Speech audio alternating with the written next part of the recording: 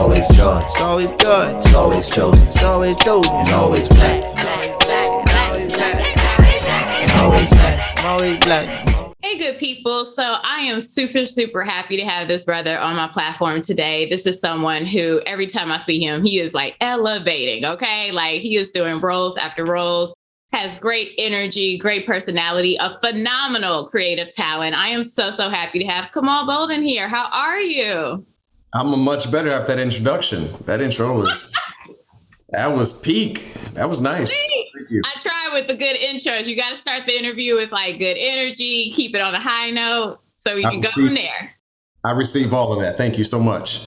Thank you. No, so super excited to have you here. I know like it was a matter of like coordinating. We both busy as all get out. But definitely like, let's just go ahead and get started. So looking in terms of like, how did you fall in love with acting? Like who inspired you the most and like made you want to develop like your creative passions? You always got to start at the top or at the bottom, I guess you could say, started from the bottom build down. The story. What'd you say? I said, build the story. Build the story. So, it's actually very apropos to ask this because the inimitable legend, Sidney Poitier, he just passed. And so I want to start off by just basically saying that Sidney Poitier was a major influence for me as not only as an actor, an artist, but as a black man, as a man that happens to be black, I should say. I read all three of his autobiographies multiple times and was transformed by them. Very specific things that we might touch on, but man, word to Sidney Poitier. He definitely presented an image that I was able to look up to. And more than the image, it was the type of roles and the characters that he portrayed that it wasn't even, I can't say it was a reflection of myself. It gave me something to look up to and to aspire to. So, but to give you a short answer to your question, I fell in love with acting in like middle school, I think being a class clown gave me an opportunity to express myself in ways that I probably couldn't put in my own words sometimes. So I could put them in jokes and into actions and entertain people. And then when I got to high school, I grew up in Peoria, Illinois. So basketball is king there. That's how you make your name is in basketball. Football is kind of taken over recently, but basketball was the way coming up when I was a kid. And I thought I was going to play ball when I was in high school, and I got cut from the team. I needed to find a way to be somebody other than academics. And so I got into speech and debate, and I got into musicals, and I just realized that telling a story to an audience can really change their day. It can shape their perspectives. It can make them happy. Like I can literally have an effect on someone's mood. And it blew me away. I had never, really given much thought to it growing up in Peoria, watching TV my whole life. I never thought that would be a possibility as a career. But then when I got to college and I started doing speech and debate, I realized that I can now not only entertain people, but choose stories. I can make a choice about a story, investigate that story, and then investigate that character and have more of an artistic license in that story. And that excites me now. Yeah, that's phenomenal. I love how you first started off with the iconic now ancestor, Sidney Poitier. Like this was somebody, one of my favorite pieces of his was truly A Raisin in the Sun. But that's because you're seeing like the struggle of a Black man not respected in society. He has to have like this responsibility, but it's just like, it's almost like he's infantilized by society. Like they aren't respecting him or looking at him as the man he knows he can be. But yeah, he's in a household where it's like, but I'm the man of the house. Like, so seeing those two things like just opposed against themselves, like, and the way he brought that to life was, to be quite honest, a lot of Black men's story in that generation. And even since then, so that's one thing I always loved about just the realness that he was able to convey. But I think even something else that you commented on with your own journey that I thought was amazing is the fact of like still having to channel that energy, even when you're not known as like maybe Kamal the athlete, so still finding another way to express yourself which is also, we're going to get into that, which is something like a lot of times you don't see Black men in a position where they can show that range or that, vulnerability. It's like either he's an athlete or a star, or he's a ladies' man. It's like there's one or the other, but you can't show like a breadth of emotions or feelings. So I think it's dope that you basically is like, look, I may not be the next Shaquille O'Neal or somebody's point guard, but we're going to figure out a way to make it happen. Yeah. It's first off, word to Lorraine Hansberry for writing those words that Sidney was able to bring life to.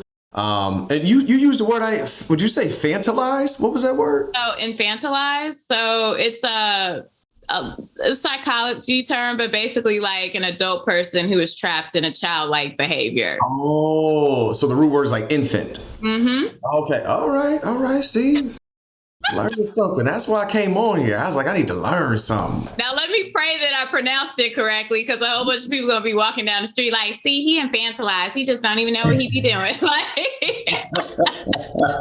Make sure I said it correctly. I got to use it today so I can be committed to memory. So I'm gonna use it wrong tonight, somewhere. I want Exactly, but no. So definitely you were bringing up your roots in Peoria, which is a different, I should say, experience from maybe growing up in Chicago, or maybe you'll tell me otherwise. I just know, like, I look at Peoria like, oh, this cute little sister area. But what was that experience like? Did you get a lot of Peoria hate growing up as a kid, or it's just like, you ain't from Chicago, or like, did you like growing up there? Where are you from? I'm from the South Side, low end. I can tell. This is a podcast, so they won't be able to see your face, right? This is visual too, so it will be. Is it visual too? Oh man, I ought to wash my face today and brush my teeth. But listen, the amount of joy you just got, your whole persona changed when you was getting ready to shit on Peoria. I just recognize. Okay. No, seriously, you enjoyed that way, sister city. You come up with terms. What is up with this disrespectful, respectful recklessness you talking about? You know what? I think sometimes it's just innate, especially like when you a Southside girl and from the low end. It's like you gotta talk a little shit as well as give a compliment. So it's just one of those like, I see somebody finally found their barber. I see what you're doing. It's just like, just tell me I look nice. Like, just say that. Y'all invented that. Sisters invented that. I see you got your little new car. Right. A little I think car. somebody got a little car wash shining. Like, just say you like the 6 Series. That's all you have to say, Queen. No.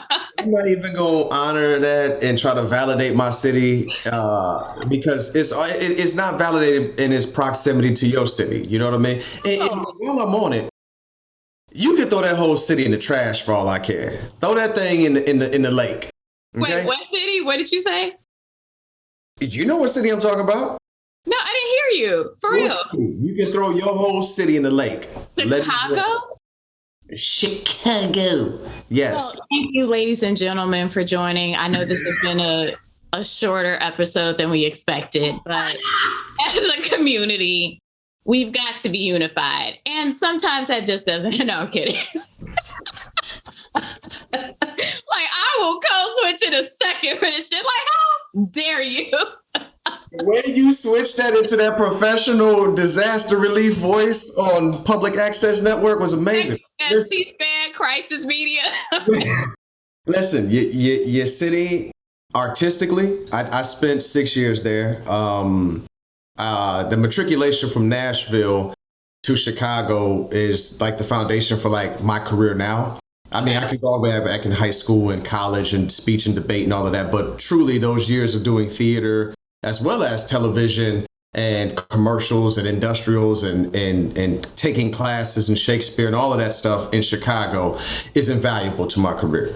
Cool. But I can separate what I got from the career and your garbage city, okay? You're not, like, I cannot. Wait, your feet touch Illinois ground, and this is how you are speaking about us. I cannot. Your city is 3 things, and it should not be all 3. It should not be that racist, that expensive, and that cold. You can't be all 3 of them things and be a city. And somehow Chicago accomplished it. Well, first of all, Chicago, as much, I always say this, Chicago is the only thing that keeps me in the country, because I'm like, if there's any racist place that I'm going to endure within these 50 racist places, I'll at least choose Chicago. But I mean, I could make a podcast myself, a whole different subject, just on the levels of corruption and disparity and issues that run the underbelly. Like City Hall, Cersei might as well just do what she did to the steps to City Hall. Like it's that deep. Like we just got to start from scratch. But all jokes aside, I think the thing is, I'm a third generation Bronzeville resident.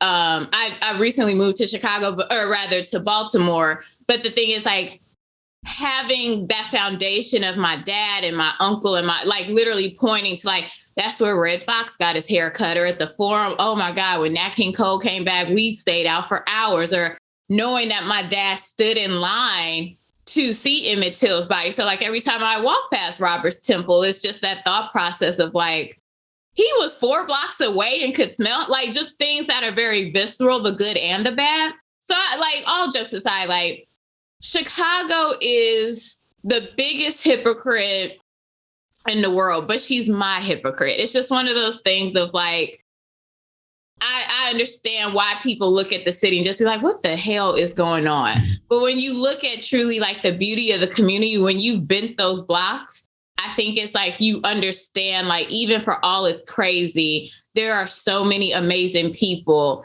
and community members that are just like pushing the culture forward, and especially that of the South Side. Because the South Side of Chicago, it's not even in my humble opinion, it makes the city. Like, you know, and think about it from this. Everyone can say what they want about Chicago. Name a piece of literature or something that doesn't have some sort of connection here. You just spoke of it in terms of your own artistic journey. But whether you're Studs Terkel, whether you are Ludacris, who, he ATL, but yeah, you were born here. Young Dolph, same thing. Like, hell, even Betty White was from Oak Park. Like, there's just something about this area that connects a lot of people. And now my spiel is over. You did a good job. I'll give you that. Thank you. Yay to Chicago. You still racist, cold, and expensive, but yay to Chicago. I mean, this is a country where the FBI will say Happy Martin Luther King Day, like they ain't track him and help kill him. I'm like, make that make sense. So here we are, though. What was the question? I didn't even know what the question. No, we're gonna move past location questions because it's not gonna end well for us. No. You're not gonna take 16 minutes to talk about your city, and I can't talk about mine now. See, that's a Chicago thing to do. Okay, cool. So no, but in terms of growing up in Peoria, like, especially as like a young Black man, how did your family get out there? I heard you mention, I believe you said Nashville. So it's like, seriously, just understanding, like, what was that upbringing like? Is it more of a rural experience? How did it help shape you? Yeah, my pawpaw moved on up from Mississippi, and he's a shucking corn and picking cottons outside Peoria. No, listen, my mom, you know, I used to always joke that my mom and my aunts and anybody that was Black that ended up in Peoria just got tired when they came from the South. They're like, damn, 2 more hours of Chicago? They're like, we just gonna stop right here. Like, we're gonna stop in Peoria, man. Damn it. I'm thankful for growing up in Peoria, but I used to grow up obviously jealous of WGCI and the radio and all that stuff. But I would say one thing that Peoria definitely afforded me was, like, I'll say this to the day I die. It's like, we're a city of haters. And I say that with pride. There used to be a phrase, will it play in Peoria? Back in the 1920s, during the vaudeville days, during the Prohibition and all of that. Traveling shows would come through Peoria before they went to Chicago, before they went to Broadway. Any type of thing, it was like, will it play in Peoria? And it was because it was supposedly one of the most American cities. But I tend to think it's because we haters. We some haters. Like, you think Chicago gives you a hard time? No. Peoria will give you a hard time. You cannot please us, you know? And so growing up, we were actually a test city. Like, they would send irregular products, things that they would just be like, well, anybody eat this cupcake with a bite out of it? Or this crystal clear green Pepsi or something. They would send it to us, and we'd be like, "That's trash." And they'd be like, "Okay, we'll try it." So I think what that afforded me as an artist was there's good and bad in that. In one way, I think it kind of crippled me in terms of taking chances and like pursuing failures, what I call it. But on the other end, it definitely gave me a barometer for what's garbage. Like if something's garbage, I'm not a part of it. Like I'm not doing it if it's not going to be up to a high level because of where I grew up at. Like you will get roasted, you get flamed, and so. Growing up, there was no artistic community like there is in Chicago, but I was lucky to have my drama teachers in high school that kind of embraced me. And theater was not something that was very acceptable in my circles. You know what I mean?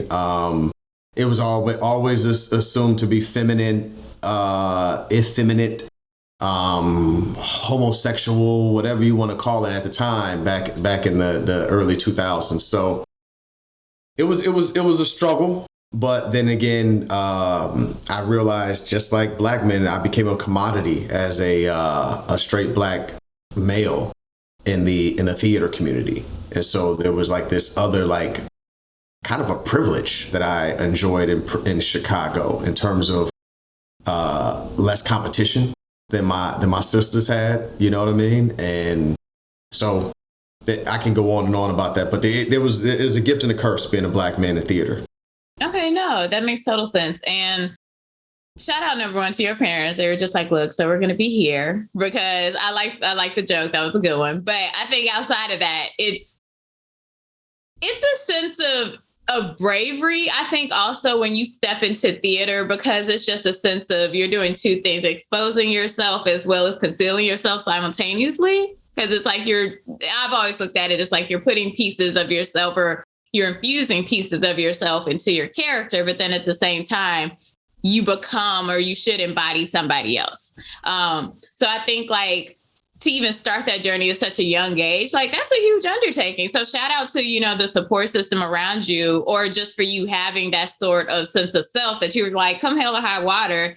Y'all could think like, oh, come on, he in theater, he must be gay. Like whatever those stereotypes or tropes were, that you still persevered through it. Which leads me to the next thing, because look, it's paying off. You're doing well. You're showing up in a lot of different productions, doing phenomenal work. So in terms of like, shifting and being a working actor, we see the stereotype is like, is this 6 of y'all in an apartment? Like, how are you surviving? Like, how has that journey been? You even said something earlier in regards to failures, and taking kind of like that leap, or maybe not necessarily doing that in the environment you were in. Has that changed since then as you've become like a working actor? Yeah. And I gotta take a quick moment just for, certain people who will hear this. And obviously I think they might just hear sound bites or whoever, but we do have to acknowledge the time difference, very quickly. And that, growing up, that was a negative thing to be seen as effeminate. And I hope as a society, we're growing past that. That's also a negative thing to be seen as queer, and so I would say that theater also afforded me an education in terms of not only acceptance, but understanding. Because it's not even my job. Like, who am I to be privileged to accept somebody of a different lifestyle? But just an understanding in theater, I think I was given that I wouldn't have been given when I was working in corporate America, because I went to school for business. And so I worked in corporate America for 3 years before I even got into acting after college. And I would have never been afforded that understanding of other human beings that theater gave me. So I just want to put that out there. But in terms of the failures and what, what's happening now in the career, it's interesting. When people ask me about failures, I would say that I haven't had a lot of failures, and I'm sad about that. I've had more disappointments. I've had so many disappointments, but the beginning of my career, I think, was crippled and plagued by a lack of a pursuit of failures. I think people get into this career for a multitude of reasons. And by the time they're in it and by the time they're towards the end of it, those reasons and those motivations have changed because it will do that for you. That's the beautiful thing that it does give to you. But I think at the beginning of my career, I was afraid to take chances. I was afraid to fail. I was doing things very safely. I was allowing other people to kind of shape, the artistry, or I didn't even know I could fully express my own artistry. And I think in the last 4 or 5 years, I finally started to pursue failures. Because when you're pursuing the failure, you're stretching yourself. You're going beyond your comfort zone. And you can easily get in your comfort zone and be very successful in this business. You can be very comfortable and successful in this business. But at the end of the day, I don't think you'd be fulfilled. I wouldn't be fulfilled if I wasn't pursuing my failures now. Now, disappointments, that's a whole other story. I've been disappointed from day one. And I think it's because, actors in the craft, or actors in the industry, I should say, actors and the industry have two different love languages.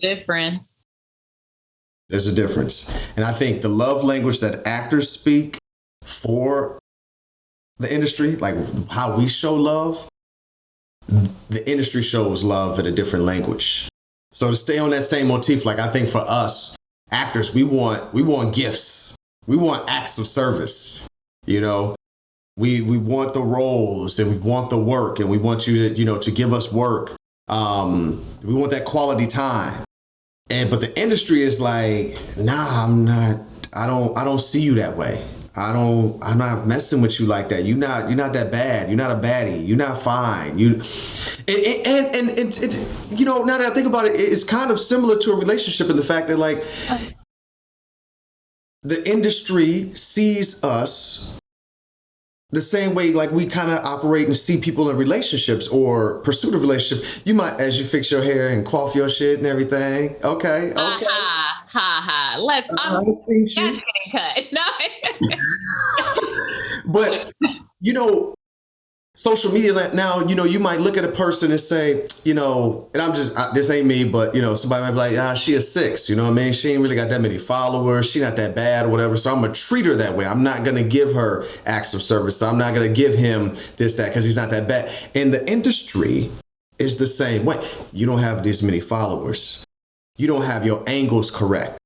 You're not popular, so I'm not gonna give you gifts. My love language to you is touch or whatever. Like it ain't gonna be what you want it to be. Do this voiceover work if we care, but that's about it. You'll never be on this small screen. If you get that right, and that could be lucrative too. But it's definitely one of those things where but just like a relationship, we have to continuously over time teach the industry how to love us back.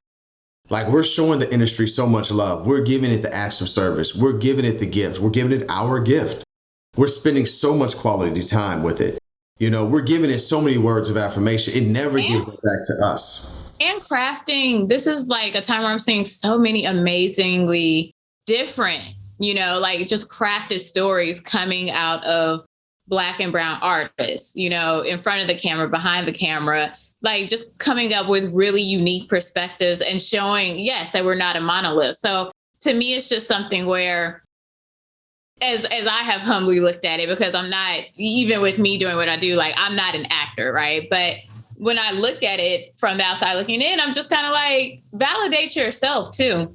Because when you are going to have to make that decision also, just in the sense of like, as much as these doors are opening, you're still working within the construct of something that's been established since that sign got slapped into the mountaintop. So it's just like, and they aren't changing. They'll kind of move based on what does society viewpoint say. I think an excellent example of the way I always take it is like Victoria's Secret went from being like the pinnacle of the beauty standard, fashion standard, and now they are like the bottom of the barrel, right? And when you look, everyone was literally starving themselves to be an angel.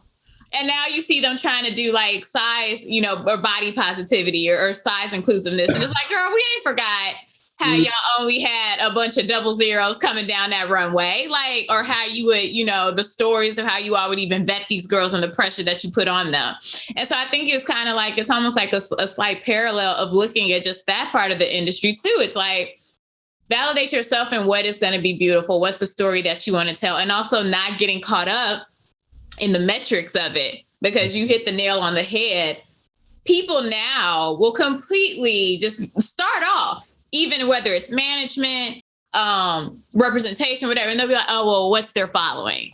Are they popular? Is this enough juice for the squeeze? And it's like, but you could be sitting on a diamond in the rough that with you working with them can help develop that. But you can't see past the, are they popping enough? So laziness. It's industry laziness. Nobody really, I would say nobody wants, I was going to say that nobody wants to incubate that talent, but I don't think some people have the talent to incubate talent anymore.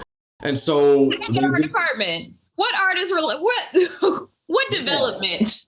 I don't think that they know how to develop it. I'm saying there's less people who know how to develop it, and the market is saturated with these button clickers and people who could just go off these metrics.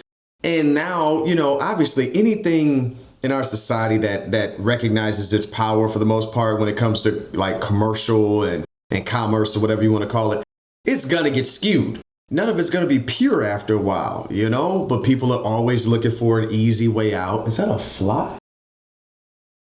That it took you out your holes, right? It is like 1 degree outside, and I'm a little impressed with my man. It's like, did he thaw out? Just right now, he just thaw? He on that next evolutionary wave. Just let him live. He's big, too. Prehistoric fly. Anyway. Yeah. That makes total sense. So building upon that, and now just going a little bit in terms of like you and your process. You said something earlier, research. I'm like, yes, finally. And after that, it's discussing the research aspect of the role, because it's more than just like rushing to get, off book.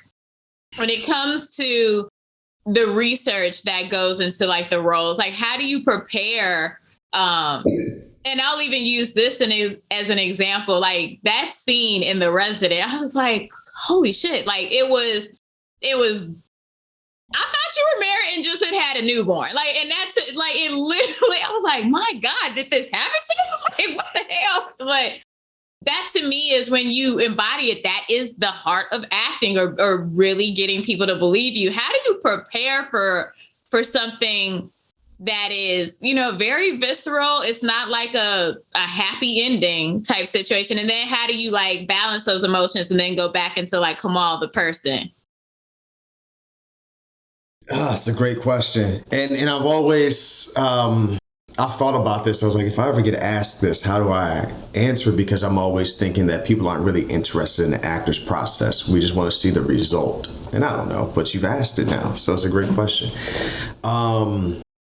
Preparing for like specifically the role with The Resident, I think I didn't step into it any differently than I had done with some of my roles previously in that around that time period that happened. I think that was like 2019. I think I did that.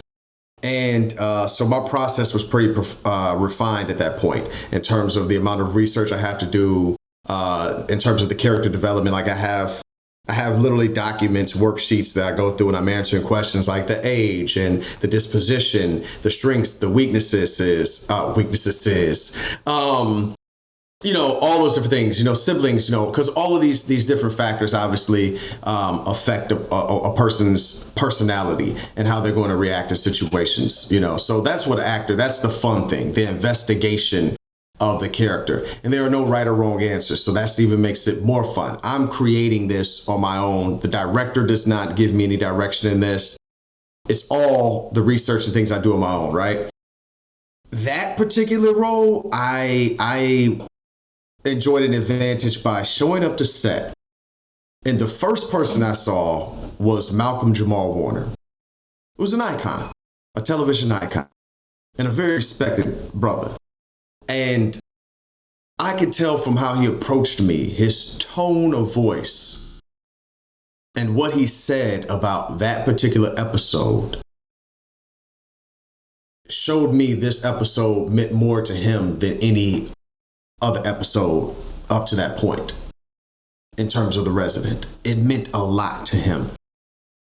And I said, whoa, okay. The weight fell upon me in a good way. Like, cause I already knew I was prepared, but I'm like, you care about this too. So it just gives me the confidence to say, this means something, right? Secondly, because it was about Black women's maternal mortality, I was able to tap into my own experiences. I have 2 nieces and a nephew. I was in the hospital for all 3 of those births. 2 of my sisters had those 3 kids. And each time being in Peoria, Illinois, which is at the time probably 17% Black, not a very affluent city now that Caterpillar abandoned us for Chicago.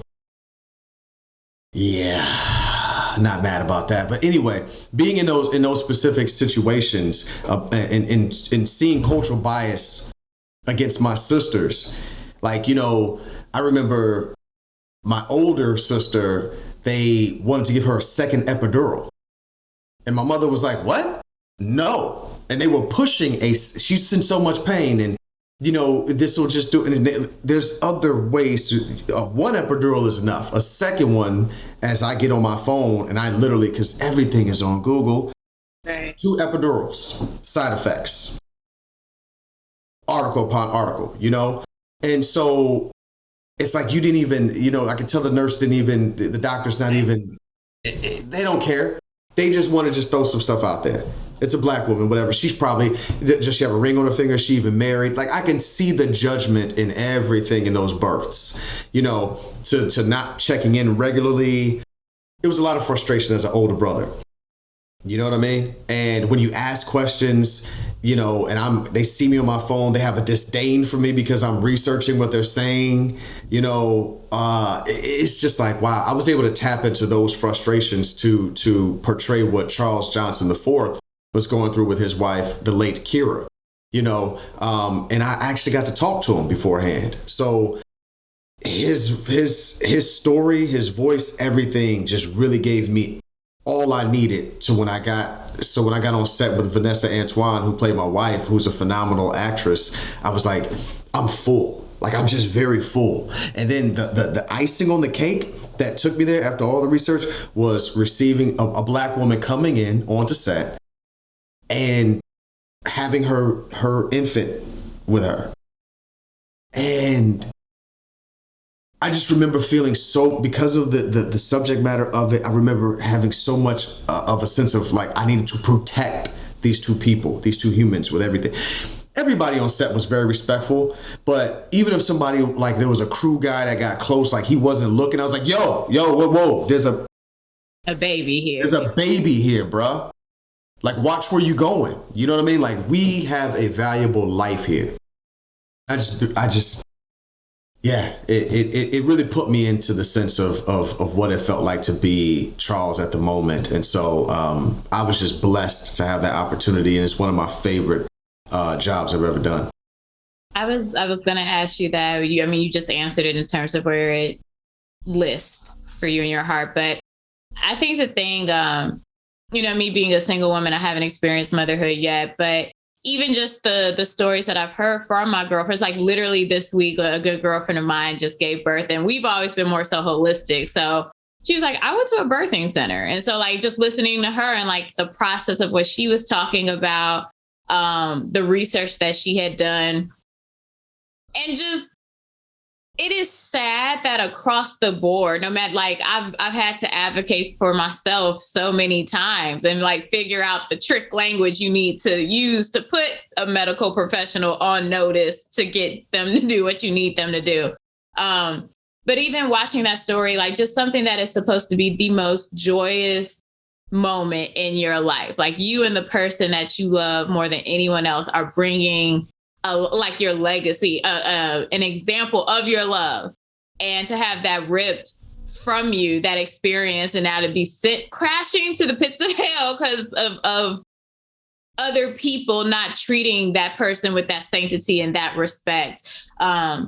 It's scary. It happens way too many times, but I think the way that you demonstrated, the whole cast Like, I remember the part of the scene that really gets me is when you're falling, and the fact that like Malcolm Jamal Warner and everyone else is trying to hold you up, and the young actress that plays the nurse, or I don't remember what her role specifically was, but she's crying off to the side like that.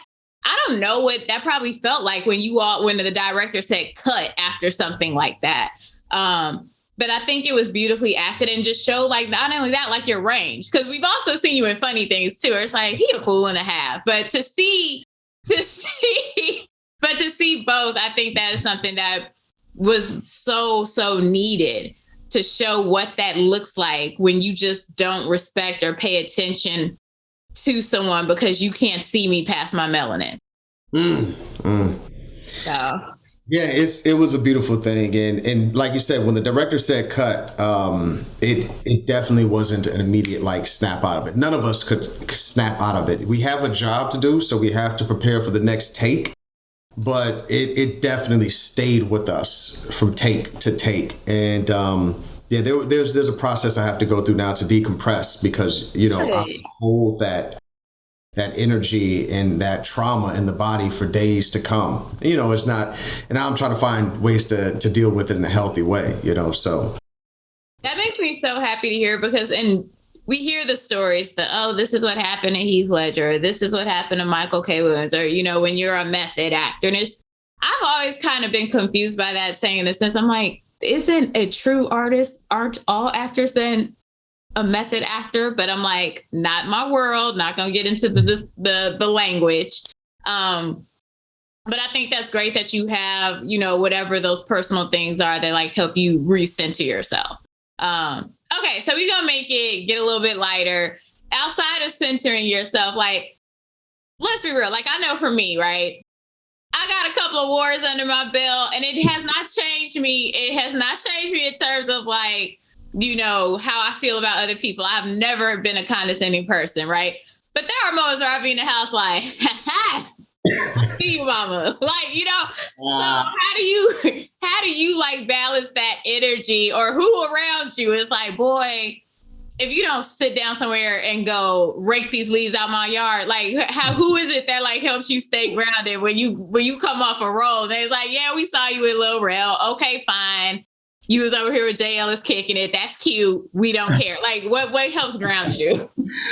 Oh man, I don't know about that. When you said that you walk around and you're like, ha ha, it just reminds me of like Issa in the mirror with other Issa all the time. So I wonder what the other Joi says to the Joi that's gloating, when she's in that mirror. I'd be interested to see that. But I don't know if I have. No, actually, I do have people like that. I think, a complicated answer to this would be the fact that for the majority of my career, I've kind of like not allowed people to celebrate my accomplishments. I downplayed them a lot, and I was always trying to get to the next level. And it hit me that some of that, was the fact. I never forget my aunt, who is a major supporter. Everybody in my family supported me from day one. When I had my first professional equity actor play in Nashville, Tennessee, playing Jackie Robinson, they all drove down to Nashville, Tennessee. Everybody saw it. They've supported me from day one. But I always knew I had a high bar. I used to want to be the greatest actor ever. I was going to be better than Denzel, right? That's what you do when you're young. You think Academy Awards, you get into all of these different things that you don't know are never going to matter later on in your life, because they will not bring you happiness, right? So what's crazy is I remember like I was in Brooklyn doing a play, and my aunt and everybody flew out to Brooklyn to see me in this play. We're sitting there, and my aunt, after seeing this, what I thought was like a play I truly dared to fail. I pursued failure. It was a play about, race and sexual molestation and art and reparations. It was a hell of a play. It was a lot of stuff in this play. And I was like, I've grown. My family is going to come to this play and be like, you know what? You ain't no little boy no more. You was up there grown man in that play. And they ain't talking nothing about the play. And my aunt was like, But I was like, one day you gonna make it. You gonna be on Tyler Perry. You gonna get in the movies. And I remember being disappointed. I was hurt. Like, man, what she mean? One day I'm gonna make it. Like, I just did a play off Broadway. I, growing up, didn't teach them that, hey, it's not about the next stepping stone. I couldn't teach them that because it was like that for me. I wanted to make them proud by being on some big movie screen. But really what I found was like, no, it's about these challenging roles, and the more challenging they get, and me meeting the challenge. And when they didn't see that, or at least they didn't express that to me, they might have seen it, but they didn't know to express that to me. It mattered to you. It mattered to me that, and I was hurt. So now I'm like, oh, I'm grounded because I'm just looking for the next challenge. And each time I'm on any set, I don't care what type of, particular production it is, whether it's play or a commercial or something, I am trying to reach new levels of authenticity and truth and rise to the challenge, like stretch myself. So that's what keeps me grounded. Like, people around me don't really make a big deal about certain stuff, and that's cool. But also, I just know I have so much further to go as an artist. So I don't do the Joi, ha. I'm in the mood, I don't. I know you probably hit it with a Will Smith, a little kick step. Like, don't hit me with the, I'm just 100%. I'm ready for the next. Like, that's nice. And I understand that. But I know you have your moments that's like, they're few and far between. The humility is always there because, it's about the work. And I know a lot of actors say that, but I know we all truly mean it now. Once you get, I'm in my 30s and I've been doing this thing for 13, 14 years.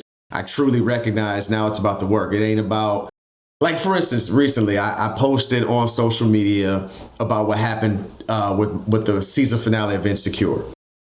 And, this is a great example of that. I did a quick little guest star in 2 episodes in the first season. And then they called me up and they were like, we want you to be in the season finale, the series finale. And I was like, oh my God, the series finale of an iconic, groundbreaking show. Yeah. That is amazing. And I did this hilarious scene with, Jay Ellis and Neil Brown Jr., Tahir Moore, and everybody. And 7 months, I kept it a secret. I was like, I'm not going to tell anybody I'm in it. I can't wait till it pop up and everybody see me in this scene. It's going to be crazy. And that is what you're talking about. That is that whole thing like, yeah, boy, yeah, boy, yeah, boy, check me out, boy. And then it got cut. And he was like, huh? What? No, I was waiting. I'm sitting here waiting, though, to respond to the responses of people telling me how cold this was. Right. Phone dry. Phone burnt toast dry. I'm like, wow. But I posted about it because, after about a day and a half of like dejection, I was like, oh no, it's really about the work. Like, I truly had a phenomenal experience. I dared to fail. I had a fun time, and that existed. That can't be taken away. It's not about all the time like the optics or the fame or whatever. It's like I truly had to work, And they did call me back, and it was a pleasure to be thought of. So I think that, and let's be honest, like, look, there's only so many minutes, especially for a finale, that you got to like craft a story and pack it. Look, I am trying to get. They could have made it an hour. They could have made it an hour. She wasn't going to do that from season 1. She literally was like, stop asking. It's never going to happen. Okay, now that next production, she going to see that snake face and be like, we're not calling him. No. But no, I think like even still, like the fact that you show it, whether it's going to be something that is used or leveraged or not, that shows that you're dedicated to the craft and not to the clout. Because anyone else would have been like, okay, I'm going to just tell 2 people. The fact that you also kept it to yourself. And let's be real, this is an industry that is built on relationships and character. And loose lips sink ships, namely your paycheck. So it's just like, keep it to yourself. And even if it doesn't come to fruition in the time that you want, one of my biggest lessons, I say this all the time, like, you can be asking God to like answer your prayers. Like, why isn't he answering it? And sometimes the answer is no. Like sometimes that was his answer. You just refuse to hear it because you want to get what you want out of it and don't realize like whenever you've been told no, at least in my experience, whenever I've been told no, I got something way greater or even something more that I thought that I hadn't even dreamed of, or haven't even thought about. So sometimes, no can be the answer, but it still isn't something where it's going to be a L. It's just a lesson and take it as such. Take your time. Take your time. Let the church say amen. Okay. So let them use you. Let them use you. But when it comes to like projects that you're working on, can't wait to see you in your new NBC role. Like,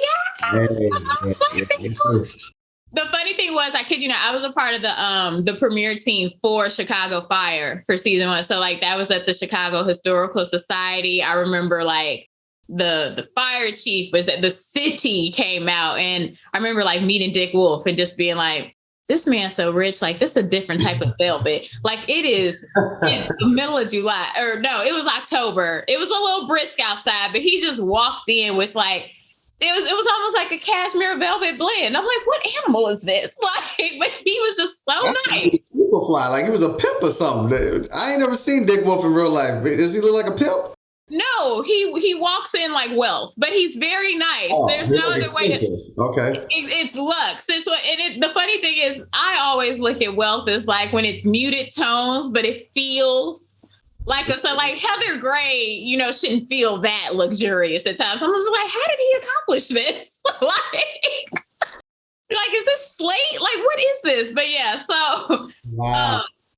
So seeing him like just continue on with those or like with NBC just continuing with like stellar shows, and now you have this one that's coming up as well.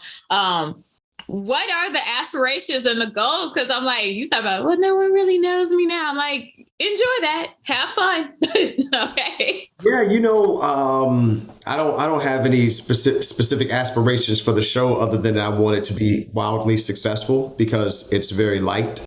And the goal is to continue to grow every time I get on the set, because this is all a part of the journey.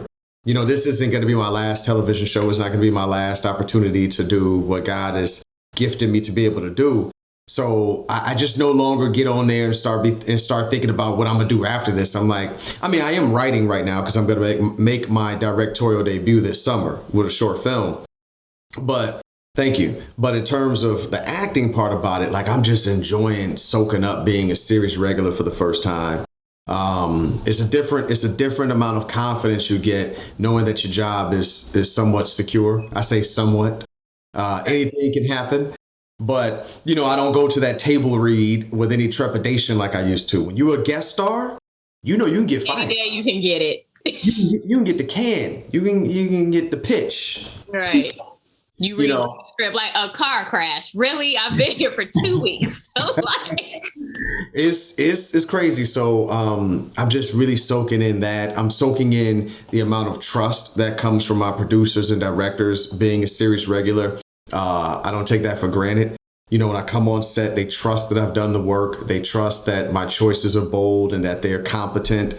And they're not questioning everything I do, but I also welcome them to challenge me. I'm like, I'm a series regular now. This is great, but I want to make it the best possible scene that it can be.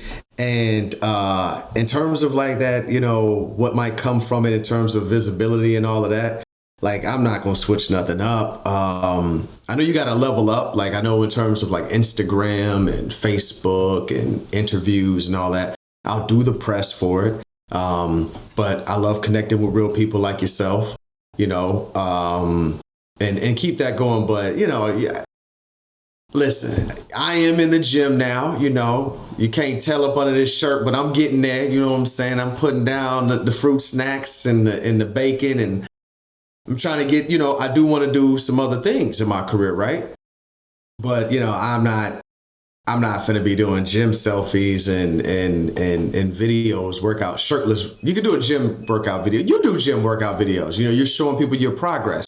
Listen, no, I ain't gonna judge nobody. It's just not for me. If I do it, no, it took me a lot to do it, but more than likely, I'll just put it this way. Let your work speak for yourself. If you get called up into the next Baywatch that they're making, that was artistic expression and not you just trying to be, all dripped down on the screen. So no. Hit everyone with this answer. Well, I let the role speak for itself. So everything that I needed to say, I think I said it there. Yeah. And and the thing with social media, it comes with all type of people. So you'll never see. One thing you won't see me do is clap back. I will not waste my time on a clap back. I don't care who types what underneath my whatever, because I've been around enough people in the industry to have seen it firsthand from what they've gone through. People that I've worked with that are famous and stuff like that. And, they can let that stuff really get to them. And so I'm like, okay, cool. I'm going to learn from you. You've been there. Me, listen, if it ain't positive, I don't hear it. It ain't, I'm at the point now, like, baby, yes, 2 + 2 = 5. It sure does. And get the hell from around me. Like, hey, I don't know if that's the maturity of me, like where I am in my life, or just like the battles and things that I don't feel that I have to fight. But I can definitely agree with that. I will say, social media now, everyone recognizes that you can monetize it, that it is a viable career choice on top of it. Like, it is a part of overall branding. So I know people in corporate America, like I'm in corporate America still, like just because I work for a social media company doesn't mean like this is not a corporation, Right. So understanding like eyes are always on you. And it is what it is, for better or for worse. It can lead to opportunities. It can lead to scrutiny. And so, yes, still being your authentic self, but also just having that intuitiveness, or rather, I should say that foresight. Like this might be 3 seconds of me really getting this tweet off, and that's going to come with 20 days of me explaining why I got this tweet off, and I just don't have it. So I get you. Yeah. But no. This has been an amazing interview. Thank you so much. Everybody, please go support this brother. Like, there's very few people in the industry that I'm just like, I'm not dealing with ego. I'm not. But so to meet someone that is so grounded, so chill, to be so talented. Look, I got here first. So now it's like he doing things for the Oscars and everything. We're like, but you remember this reel in 2022. No, I'm kidding. But wishing you all the success in the world. Definitely cannot wait to see what you do next. And we will catch you on the next episode of Joi Has Questions. It's always joy, it's always good, it's always chosen, it's always chosen, and always black. Always black, always black, always black.